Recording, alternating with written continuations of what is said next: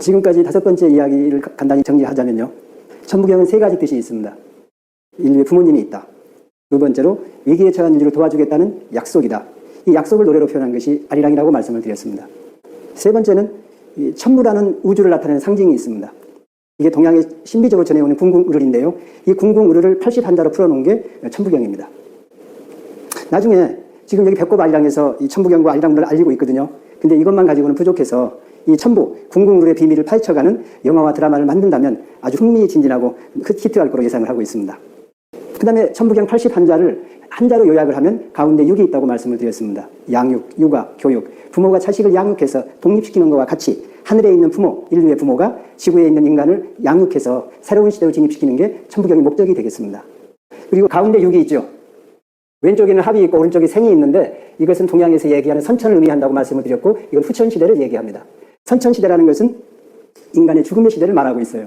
우리는 태어나서 부모님이 주신 천수, 수명을 다 누리지 못하고 죽습니다. 아파서 죽지 않으려고 노력을 하고 건강관리 하잖아요. 그 다음에 굶어 죽지 않으려고 죽으라 일들을 합니다. 그리고 혹시 뭐 이렇게 죄를 지어 사형당하지 않으려고 열심히 법도 지키고요. 또 사고로 죽지 않으려고 그렇게 보험도 들고 조심도 하지 않습니까? 이게 선천의 문명은 죽음의 문명이고 상징을 하고 있습니다. 후천 문명에 들어가게 되면요. 인간이 타고난 수명을 다 누리게 되는 거예요.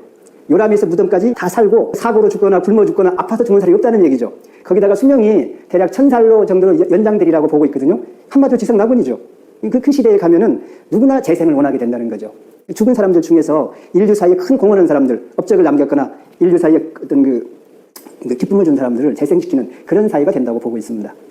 천부경 80한자는 구절구절이 다 깊은 진리를 담고 있습니다. 그 중에 일시무실 첫째 구절이 있죠. 일종무종일은 마지막 구절인데 서로 대칭을 이루고 있습니다. 그래서 일시무실, 일종무종일하고 석상도 무진본을 꼽아보면요. 무시무종, 천지인 무진본이 되죠. 무시무종은 우주가 영원함을 얘기하고 있습니다. 시작도 끝도 없다는 거죠. 뭐가 시작도 끝도 없냐? 우주를 이루는 세 개의 궁극적 요소, 우리가 3대라고 하죠. 천과 지와 인이 시작도 끝도 없다는 얘기입니다. 천이 그렇고 행성과 별들이 그렇고 생명이 그렇다는 거죠. 항상 인간은 처음과 끝을 생각을 합니다. 왜 우리는 처음과 끝을 생각을 하죠? 우리가 일정한 시기에 태어나서 살다가 죽으니까 모든 게 시작과 끝이 있다고 생각하게 됩니다. 그런데 우주는 인간의 사고를 넘어서는 것이죠. 화면의 왼쪽의 그림이 우주에 나갔을 때의 모습입니다. 우리는 지구에서만 살기 때문에 물질이 우주의 근본이라고 생각하게 됩니다. 우주에 나가보면 이 근본이 무엇인지를 알게 되는 거죠. 왼쪽에 사진을 보십시오. 깜깜하죠? 이게 공허 자체입니다. 여기 지구 찾아보십시오. 찾을 수 있나요? 가운데 중앙에 약간 오른쪽에 하얀 점이 있죠. 저게 지구입니다. 저게 지구면 인간은 보이지도 않습니다. 이게 1990년대 그 보이저가冥왕성 근처를 지날 때 칼 세이건이 제안을 해서 카메라를 뒤로 돌려가지고 지구를 찍은 모습이에요. 인간은 보이지도 않아요. 그러면 나의 생각, 나의 관점, 나의 권력, 명예, 부 모든 것이 아무것도 아니라는 걸 보여주고 있습니다. 우리의 다툼, 우리의 이데올로기, 우리의 권력, 이 모든 것이 우리의 믿음, 종교가 아무것도 아니라는 걸 보여주고 있는 것이죠. 그리고 무시무종은 여기에서 아까 제가 이제 영혼을 얘기한다고 했고 천지인 무진보는 프랙탈을 의미한다고 말씀을 드렸습니다. 근데 이 무진보는 너무 심오한 얘기고 아주 어려운 얘기입니다. 현재 인류의 과학자들이 첨단 물리학이, 소립자 물리학이 있습니다. 지구상에서 가장 머리가 좋은 사람들이 끈이론과 촉근이론을 연구하고 있거든요. 근데 이 끈이론과 촉근이론의 궁극적 결론이 무진본이 될 것입니다. 만물이 끈으로 이루어져 있다고 해서 끈을 연구하는데 그 끈을 가까이 다가가서 봤더니 하나의 우주가 들어있다는 그 결론이 될 것입니다. 이 무시무종은 조화의 원리고 무진본은 프랙탈인데 이 프랙탈은 그 수학자 만돌브로트가 착안한 그 명칭을 부여한 것이거든요. 우리말로는 자기유사성, 전일성, 무한중첩 이런 여러 가지 단어가 있는데 저는 만델브로트가 만든 이 프랙탈 단어가 굉장히 좋고 어감도 좋아서 그냥 쓰고 있습니다. 제가 웬만하면 영어를 안 쓰려고 하는데 이 프랙탈만은 뭔가 좀 마음에 들어서 쓰고 있는데 어떨까 모르겠습니다. 그리고 생명의 기원에 대해서 여러 가지 설이 있죠. 무형의 신이 만들었다. 또 흙이 진화해서 인간이 되었다. 이런 얘기를 하고 있는데 이 프랙탈을 보면 쉽게 알 수가 있습니다. 지난번에 개개인에게 부모가 있다고 말씀을 드렸잖아요. 그러면 부분이 전체와 같으니까 인류에도 부모가 있어야 되는 거예요. 부분이 전체와 같죠. 그러면 순간은 영혼이 됩니다. 순간은 부분이잖아요. 전체는 영혼이거든요. 그러니까 순간을 쌓으면 영혼이 되기 때문에 부분이 전체와 같으니까 순간은 영혼이 돼야 됩니다. 그럼 보십시오. 지금 이 순간에 누가 아이를 낳습니까? 공허가 아이를 낳나요? 아니면 흙이 단세포가 돼가지고 아이를 만드나요? 아니잖아요. 엄마가 아이를 낳습니다. 지금 이 순간에 엄마가 아이를 낳아요. 그러면 순간이 영혼이기 때문에 영원한 시간 이전에도 엄마가 아이를 낳는다는 것입니다. 영혼의 시간, 무한한 시간이 지난 후에도 엄마가 아이를 낳는 게 이게 진실이라는 거예요. 다른 길은 없습니다. 다른 길은 없어요. 우리와 같은 인간을 만들었다는 것 빼고는 다른 길은 없는 것입니다. 지금 이러쿵저러쿵 뭐 공허의 신을 얘기하고 그 뭐 유명한 생물학자 들고 어쩌고저쩌고 해대는데 제가 한 가지 말씀을 드릴까요?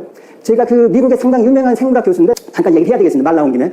이 교수가 박사과정의 대학원생을 지도하고 있었어요. 근데 그 대학원 박사과정 학생이 그 단백질 합성을 연구하는 과제였는데 그걸 연구하는 과정에서 그 단백질이 만들어질 확률을 계산해 본 거예요.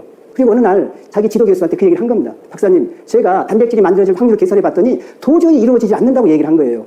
근데 그 지도 교수도 그러냐 하고 자기도 계산해 봤습니다. 그러니까 안 되는 거예요. 그 지도가 양심이 있어가지고 그 다음에 진화론을 가르치는 걸 포기했습니다. 그 생물학 교수는 양심이 있어가지고 나는 더 이상 진화론을 얘기할 수 없다. 나는 생명의 기원에서 모르겠다. 이렇게 얘기하고 있습니다. 저는 이것이 어떤 지식이냐 적절한 양심이라고 보고 있습니다. 논어에도 나오죠. 아는 것을 안다고 하고 모르는 것을 모른다고 하는 거. 이게 아는 것이다. 하고.